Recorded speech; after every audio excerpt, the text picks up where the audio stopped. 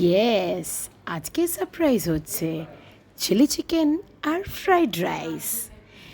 একটা নতুন রকম করে চিলিগুলোকে প্রথমে একটু গরম জলে একটুখানি পেস্ট করে ব্লেন্ড করে নিয়ে তারপরে আদা রসুন নুন একটু গোলমরিচ সমস্ত কিছু দিয়ে একটু লেবুর রস, আমি ভিনেগারটা খুব একটা পছন্দ করি না, ম্যারিনেট করে হালকা তেলে ফ্রাই করে সেটাকে আমি আলাদা করে তুলে রাখলাম।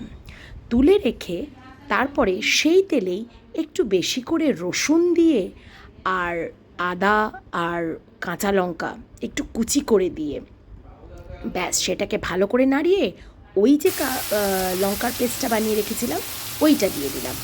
ভালো করে সাঁতলে ক্যাপসিকাম ডুমো ডুমো করে কেটে টমেটো পেঁয়াজ রসুন আদা একটু ভালো করে গাজর ভালো করে সতে করে নিয়ে, বেশি কিন্তু ওটাকে ভাজলে চলবে না, একটু যেন একটু ক্রাঞ্চি ভাব থাকে। আমার এখানে কিন্তু বেশি একটা তেল লাগেনি। তারপরে সেই ভাজা চিকেনগুলোকে এটার ভেতরে দিয়ে দিলাম। এরপরে যেটা করলাম সেটা হচ্ছে টুইস্ট, একটা সস তৈরি করলাম। টমেটো পিউরি, টমেটো ক্যাচাপ, একটু ভিনেগার আর একটু রেড চিলি। তারপরে একটা পাত্রের মধ্যে একটু কর্নস্টার্চ অ্যাড করে সেটা হালকা করে দিয়ে দিলাম। এটা ভাত রুটি যে কোনো কিছুর সাথে খাওয়া যেতে পারে, ড্রাই করে খাওয়া যেতে পারে।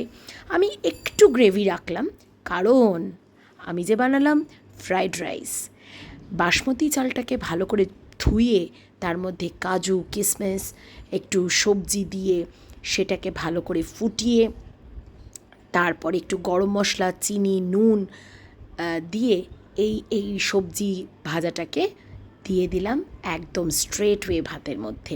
একটু ঘি গরম মশলা দিয়ে ভালো করে ঝাঁকিয়ে তারপরে এটা ফাইনাল লুক এসে গেল। আমি যে সবজিটা কেটেছিলাম সেটা আমি না প্রথমে দেখাতে ভুলে গিয়েছিলাম। এবার আমার প্লেটিং করার পালা। কেমন হয়েছে প্লেটিংটা দেখো। তারপরে আমি একটা ছোট্টভাবে অনেক এক্সপেরিমেন্ট করে এই একটা গ্রিড বানালাম। নিশ্চয়ই ভালো লেগেছে তোমাদের।